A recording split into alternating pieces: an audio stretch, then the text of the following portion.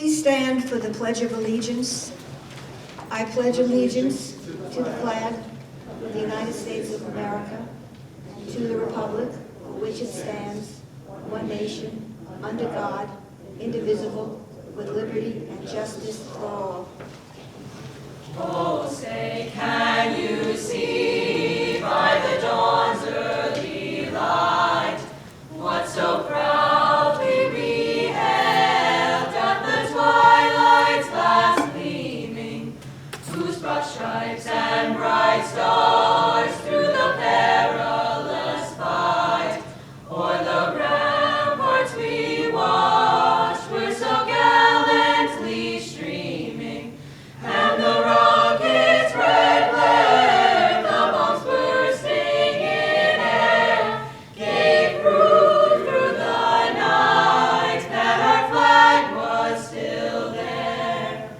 Oh, say, does that star-spangled banner yet wave o'er the land of the free and the home of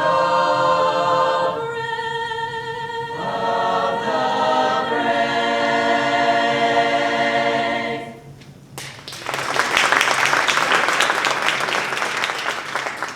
That was terrific. Thank you again to the jazz choir. Wonderful job. Good evening and welcome to the 2024 Cum Laude Induction Ceremony.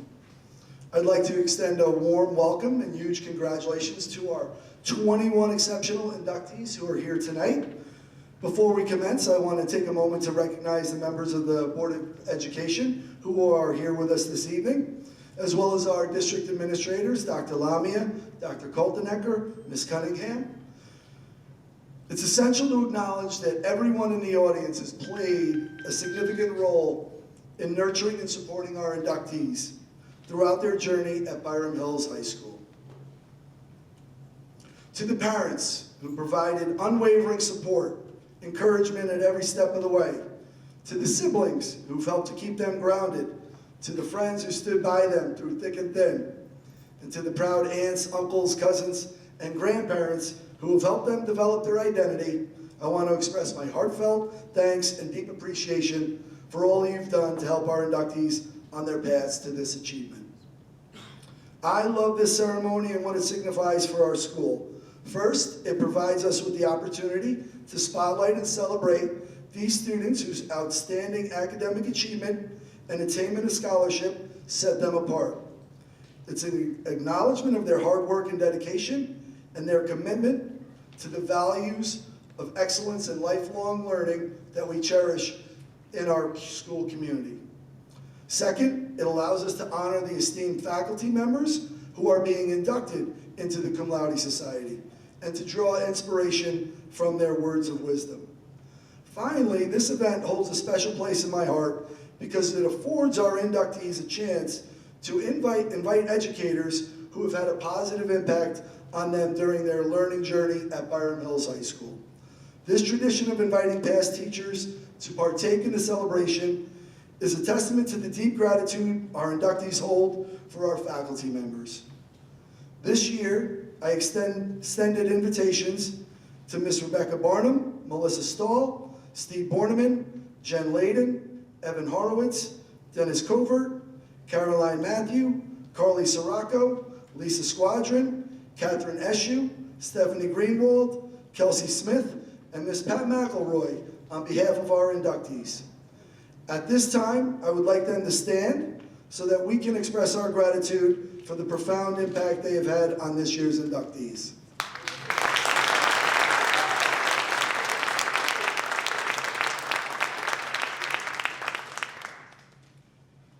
Mr. Covert apologizes, but he needed to go to the Mets game. I hear he is. Gabe told me that Andrew told me he's 14-0 when he goes to games with his family members at Citi Field this year. So the impact of these teachers extends far beyond the lessons they deliver. It lies in the way they make our students feel. While our inductees might eventually forget specific content or classroom discussions, they'll always remember the inspiration, support, and encouragement they received. Those are the lasting impressions that shape lives. I also want to acknowledge the faculty members who are here who have been inducted in the past. At this time, if you are a faculty member and you have been inducted into cum laude, please stand so that we can acknowledge you as well.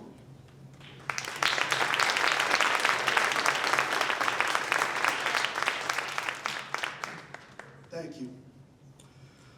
I'd like to express our gratitude to Dr. App, Mr. Hubbs, Dr. Coates, the Jazz Choir, Miss Albert, Miss Morelli, Mr. Beja, Mr. Melso, Miss Budden, Miss Finelli, Mr. Macaulay, and our custodial staff for making this evening possible.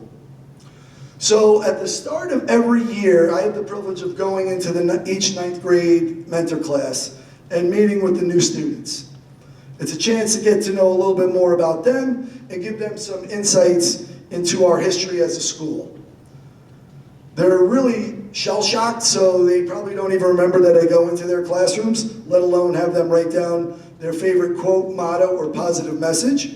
But in September of 2021, that's exactly what I did. And our inductees all filled out index cards for me, and I read through them at the time, and then I put them right back into my desk drawer and decided to pull them out earlier this week. And one of the interesting things that I find about it is that at the time they had no idea that they would be one day being inducted into cum laude, but each of these index cards gives you a little bit of insight into what would help get them here. So I'm sure back in 21 they were not expecting me to be pulling them out tonight, but I wanted to share them and with the broader community in the hopes that they could reflect some of the advice that they had in these index cards back on us. And hopefully they can take what their advice was with them as they go on to their next step of their journey. So hopefully what you hear on these index cards continues to inspire you, and hopefully it resonates with you about the person you were and the person that you've become.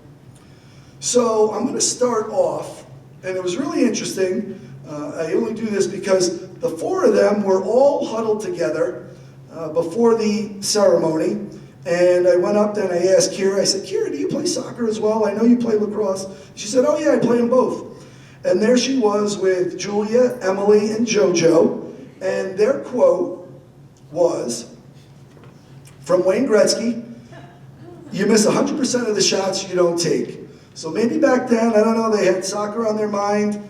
Coach Marinaro maybe was working them hard, but that's what they had on their mind, and those were their quotes. JoJo went a little bit more, and she said, in addition, work hard, play hard. So I can appreciate that. Cooper Lipton, keeping in the sports theme, I guess he had just watched a documentary on Muhammad Ali. He gave me, float like a butterfly, sting like a bee, Mr. Walsh. Andrew Levy, having come out of COVID and just going through the entire Marvel catalog, gave me one from Captain America. I can do this all day, Mr. Walsh. Summer gets a little bit more serious, and she says, don't do things only to please others. Really good words of wisdom. Emmett, keeping it brief, Mr. Walsh, stronger, braver. Chloe, I love this one because I think my kids would say, yeah, that's like you too, Dad. Be optimistic but realistic. Abby gave us, it will always get better. If it happened, then it was meant to be. Aaron, I feel like you should be in the military because you gave me, if you fail, work harder.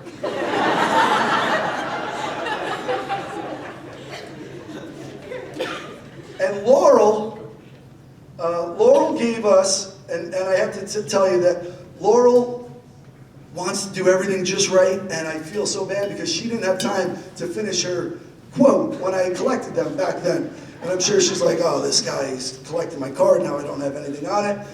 And she was probably the only one up here who was worried that I would one day take these out and look at it, and that's what I did. So I said, Laurel, what was your quote? What would your quote have been? She said, A noble spirit embiggens the smallest man. And that's a quote from Jedediah Springfield in The Simpsons. I think I lost my mic. Sarah gave us, when necessary, we must be ready to take big risks and be prepared to lose something.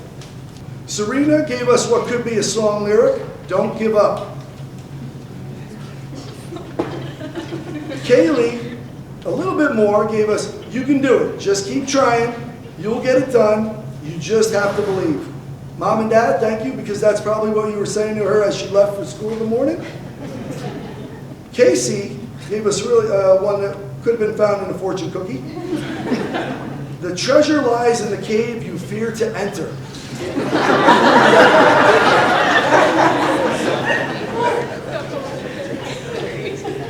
Sophia may be one of my favorites. It's a quote from Michael Scott in The Office.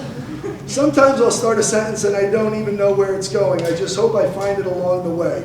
It's a really good metaphor for life as well. Gabe, probably one that I actually will take with me. Be the best version of yourself and always keep your head up. Maya gave us a Dolly Parton quote. The way I see it, if you want the rainbow, you got to put up with the rain. Zoe, be yourself. Everyone else is taken. And finally, I will say that this is my favorite, from Sebastian. Nobody knows what they know until they know it. And that's attributed to his father not knowing what he was talking about.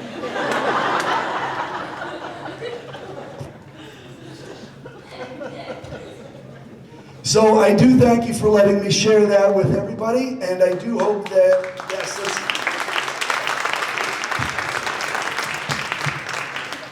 and I think the message is that what you tell yourself, you should always revisit. And it's important that you believe in yourselves, and even if it's a little bit of humor, I think what you see here in all of these quotes, you get a sense of your commitment and your humor, your courage, your curiosity, your grit, your individuality, and just the overall belief in yourself.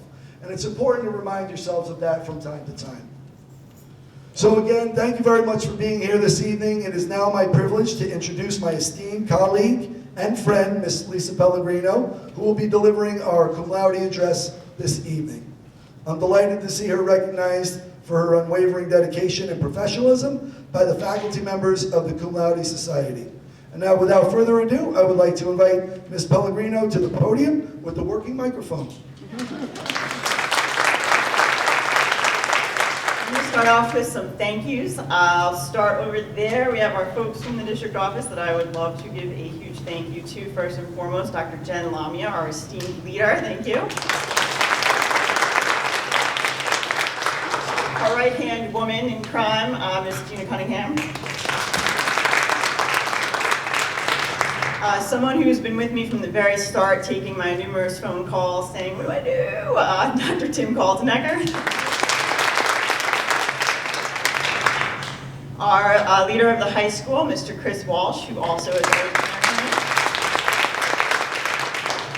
both Dr. Apt and Mr. Hubbs are fearless leaders of cum laude. I have my husband Sean there, right in the front row.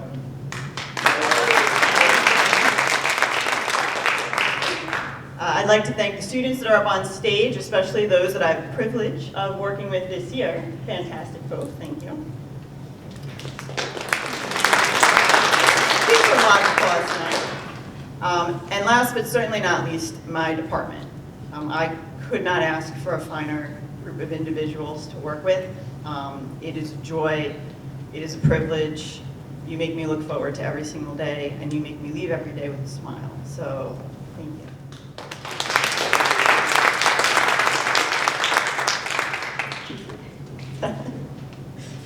Ms. O'Connell, don't cry.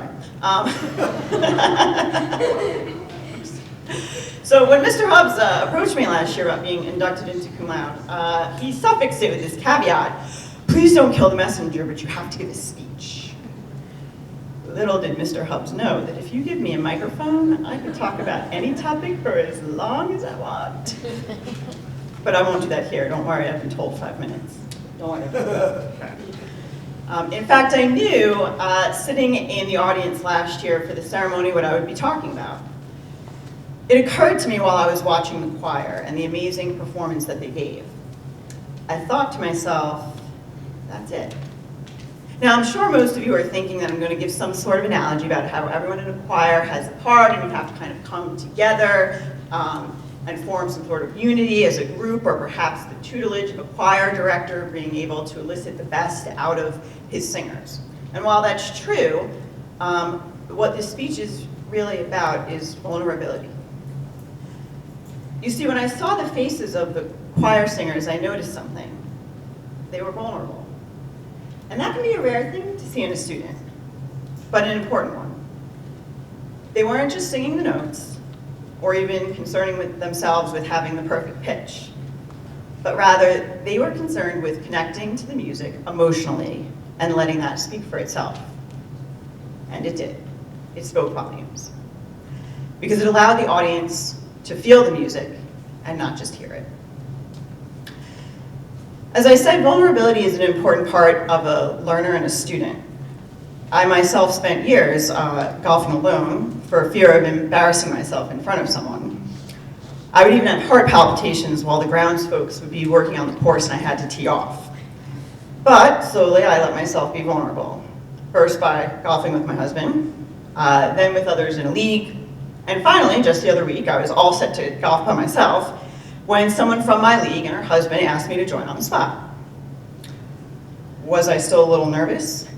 Yes, I was. But I did it, and I'm a better golfer for it. As a teacher, I try to make my classroom a safe space for all of my students to be able to succeed academically.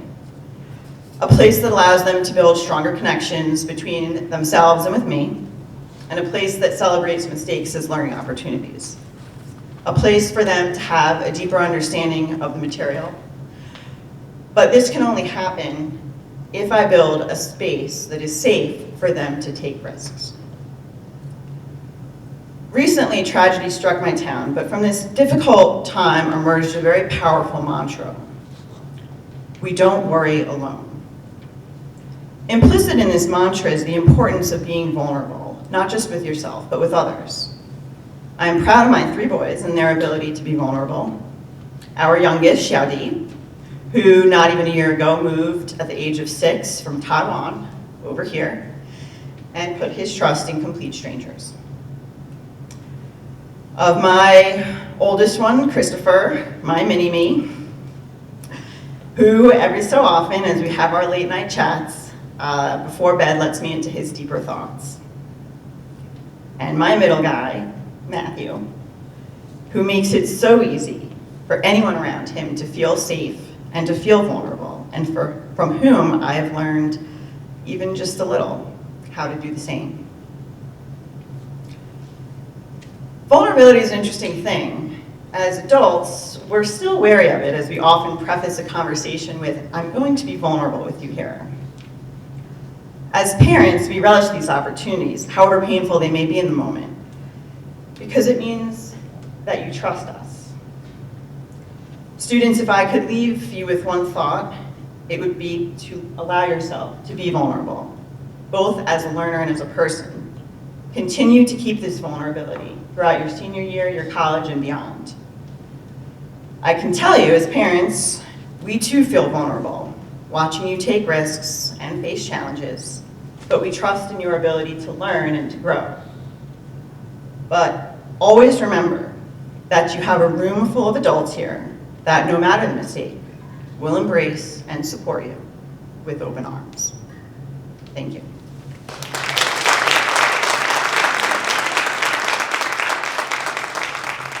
No storm can shake my inmost calm, while to that rock I'm clinging, since God is Lord of heaven and earth.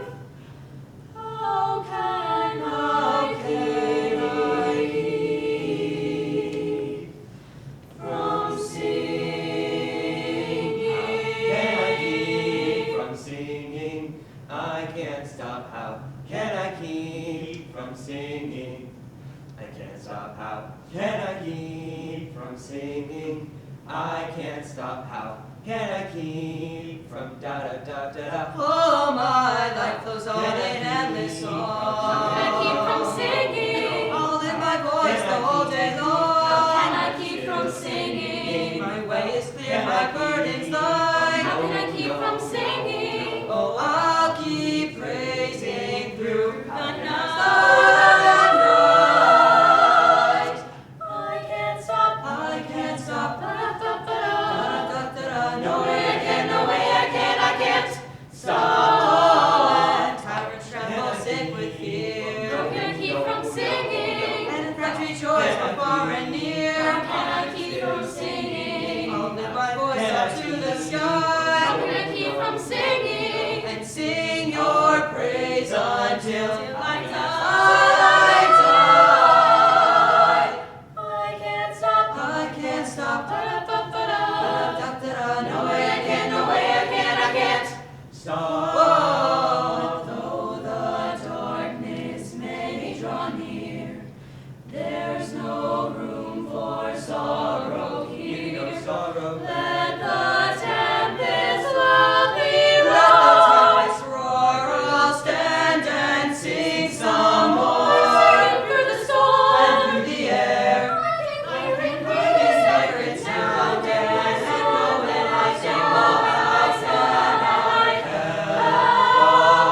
sing. How can I keep from singing? I can't stop. How can I keep from da dum dum dum dum? How can I keep from singing? I can't stop. How can I keep from da dum dum dum dum? How can I keep from singing? I can't stop. How can I keep from da dum dum dum? My life goes on in endless song. I hear its music ringing. It sounds an echo in my soul. Da da da da da da.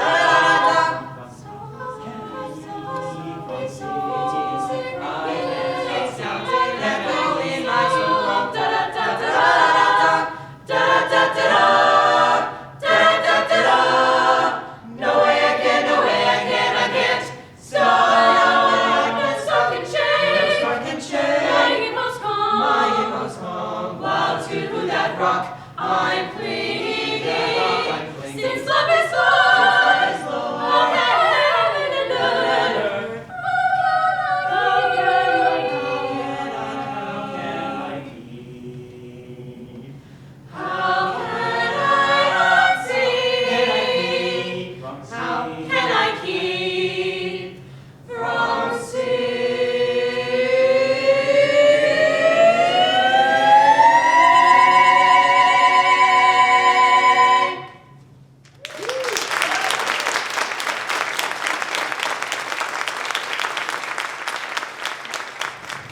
Would the students to be inducted please rise?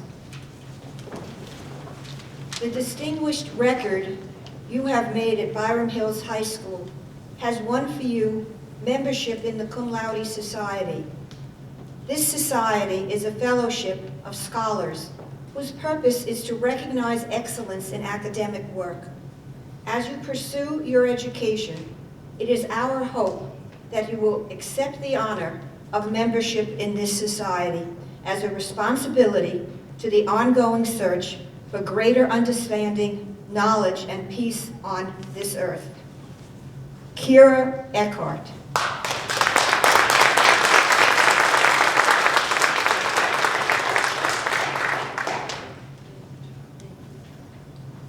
Sabrina Feng.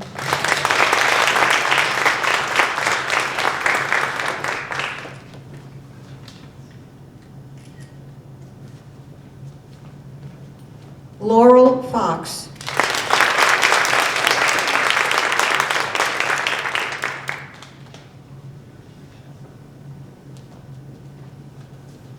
Sophia Getz.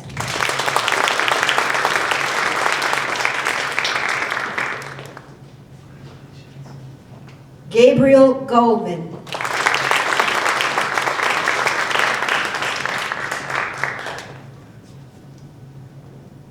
Emily Goldman.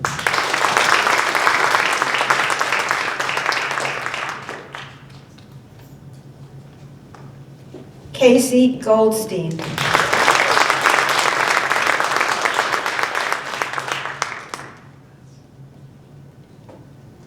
Zoe Harris.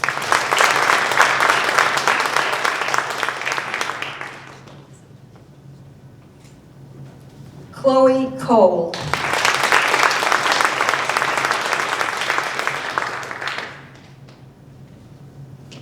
Sebastian Lashmet.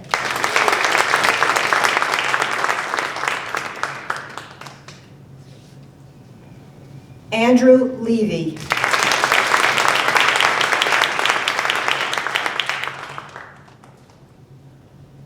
Cooper Lipton.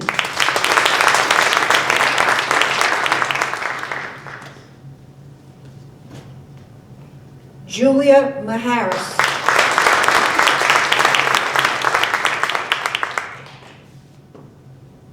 Kaylee McLaughlin.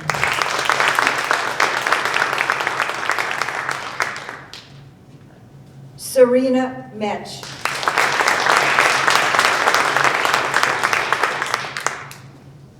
Maya Malloy.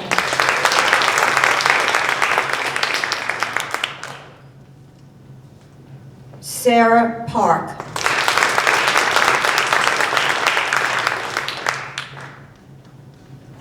Abigail Rondeau.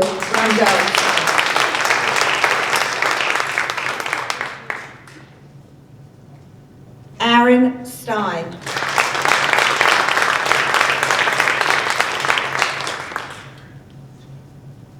Jordan Wolf.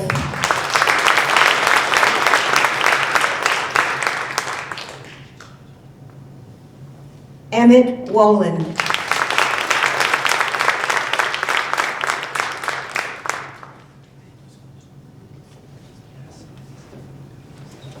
As the chapter president of the Byram Hills Cum Laude Society, I would like to congratulate the inductees and their families. At this time, it is a joy to share this wonderful occasion. I am required by the Cum Laude Society to present its history. The Cum Laude Society was started by Dr. Byram Harris, head of a private boys' school in Maryland in 1906.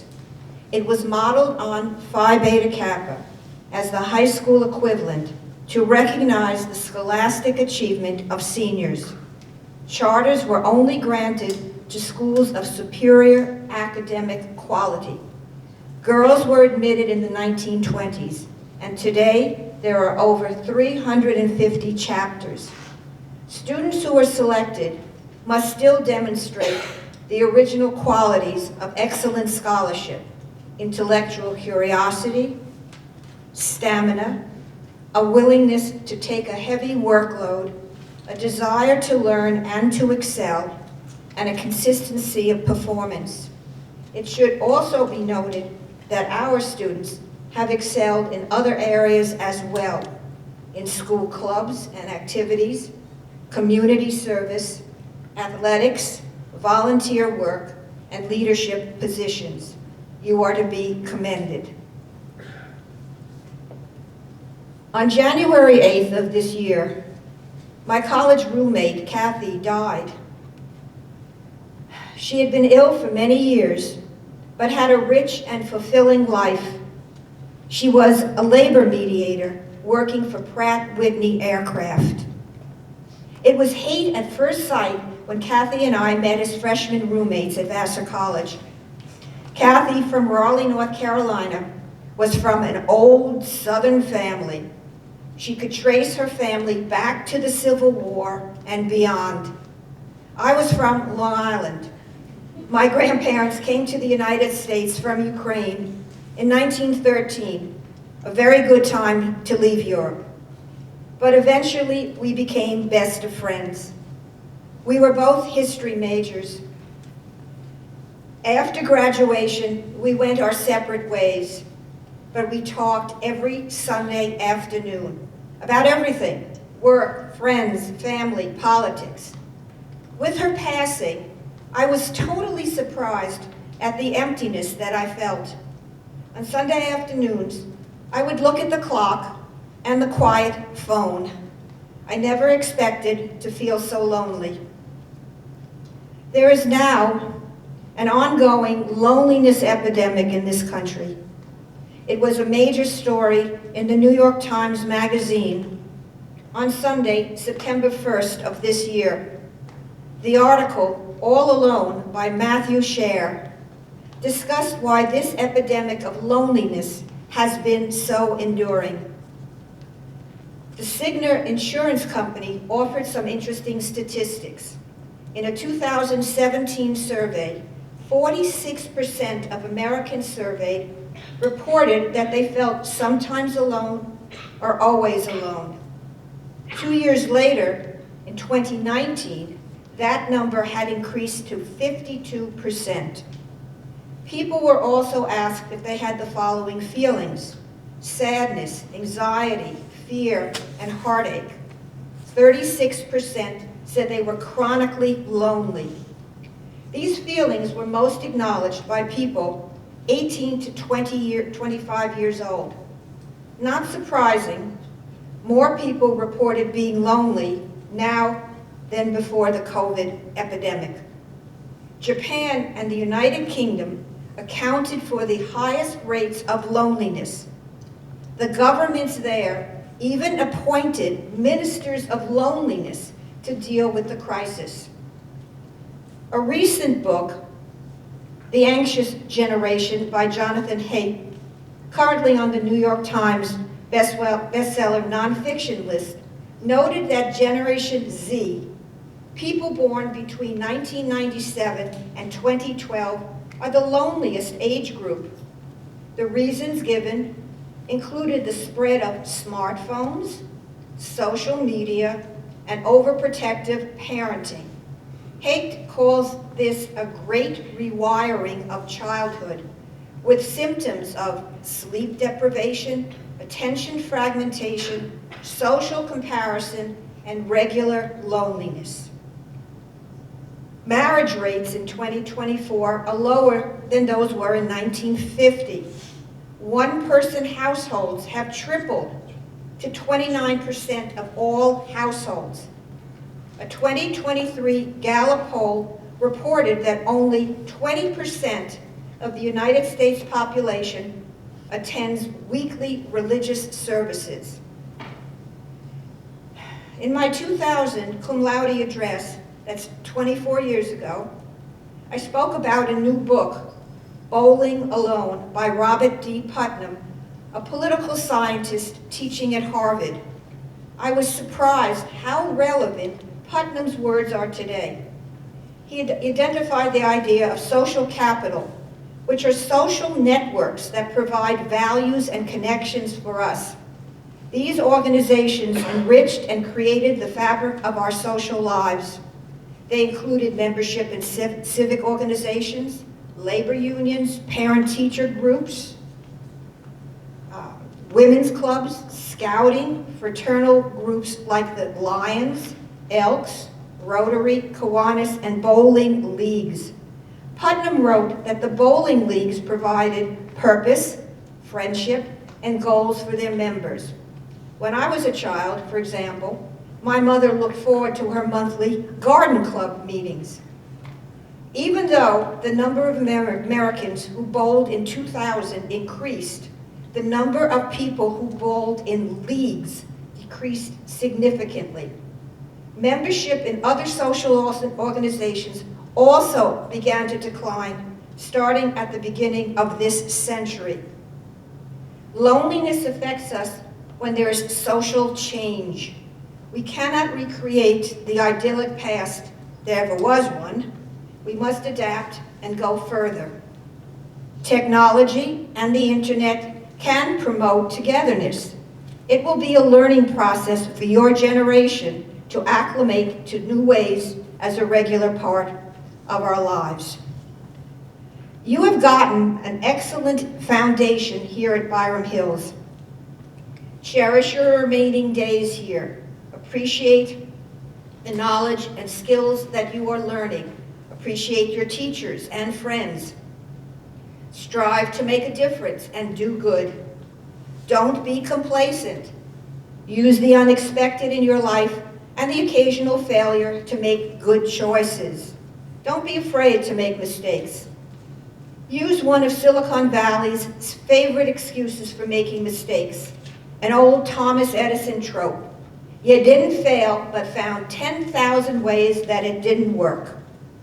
In the tech world, fail and it didn't work are the same thing, but we should see them as a badge of honor rather than a sign of failure. First, you need an attitude. Try new things, don't judge in advance. Second, stay on track and get a good education. Learning for its own sake should become part of your educational repertoire. And lastly, train your mind to think, regardless of what it is thinking about. You will discover that your education, knowledge, and critical mind will liberate you. Your future lies before you. Make the most of it. I remember seeing an old sundial when I was a child. It was decorated with the words of the poet Robert Browning. How prophetic they have become. Please grow old with me. The best is yet to be. Thank you.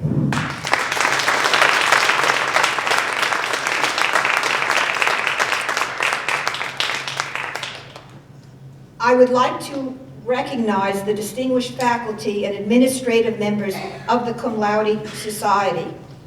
Mr. Matt Allen, Mr. Thomas Andriello, Mr. Stephen Borneman, Mr. David Bruskowitz, Ms. Kristen Budden, Ms. Catherine Eshu, Mr. David Hubbs, Dr. Tim Kaltenecker, Ms. Jane Carlin, Dr. Jennifer Layden, Dr. Jen Lamia, Mr. Christopher Lewick, Ms. Joanna Lewick, Ms. Heather Manriquez, Mr. John Norton, Mrs. Barbara O'Connell, Ms. Lisa Pellegrino, Ms. Joy Reynolds, Ms. Megan Salamone, Ms. Jessica Shaw, Mr. Dwayne Smith, Ms. Lisa Squadrone, Ms. Melissa Stahl, Mr. Christopher Walsh, Mr. Michael Young. Each year, we are pleased to invite into membership a faculty member who has demonstrated scholarship and dedication to scholarly ideals. This person is worthy of membership as she represents the values of the society. She grew up in Carmel, New York, and graduated from Carmel High School.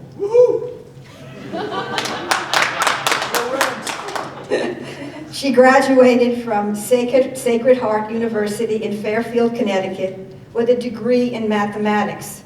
She has a master's degree in education as well from Sacred Heart. She did a leave replacement at Bethel High School while she was in graduate school. She then worked as a math teacher for 2 years at Bethel High School. She realized that she wanted to work in a community that strongly valued education.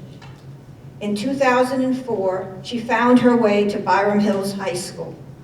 She was surrounded by amazing colleagues and administrators who inspired her, collaborated with her, supported her, and helped her grow as a teacher. She has taught most courses from Algebra 1 to calculus at all levels. She currently lives in Dutchess County with her husband Michael and her son Joshua, who is in 2nd grade. She has traveled to Australia, Germany, Austria, and many of the Caribbean islands. She and her family love to relax and spend time in Vermont, Rhode Island, and Florida. Her son loves hiking and visiting new trails around the Northeast. The family loves the ocean. They play a lot of math and strategy games together.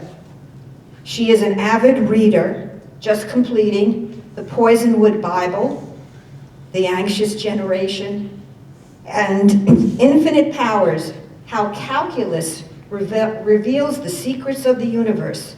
This book by Stephen Strogatz reveals the simplicity of the world of math, using calculus to explain gravitational waves and why Mars moves backwards. She is hardworking and focused. She loves teaching and being with her students. She loves to learn, and she imparts this value to her students each day by example. She is creative and sets high standards for herself and her students. On behalf of the Cum Laude Society, I am honored to offer membership to Rebecca Barnum.